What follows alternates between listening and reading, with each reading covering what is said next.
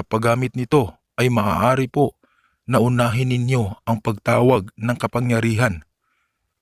Isunod ang pagpapaobra ng kapangyarihan at isunod ang orasyon na ito ng 3 ulit at pagkatapos po ay iihip sa anumang parte ng inyong katawan upang kumunat ang inyong mga balat at hindi kayo matatablan ng kahit na anong matutulis na bagay, kahit na barena.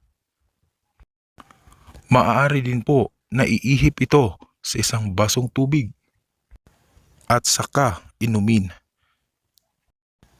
Tandaan na laging hingin sa Diyos ang bisa ng orasyon na ito at dapat ito ay gagamitin sa kabutihan. Narito po ang orasyon upang hindi matatablan ng kahit anong matutulis na bagay, kahit na barena.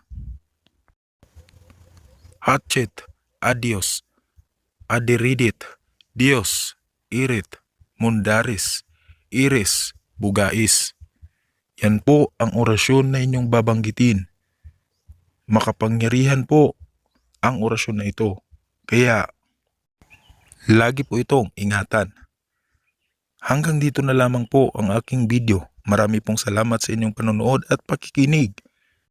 God bless po sa inyong lahat.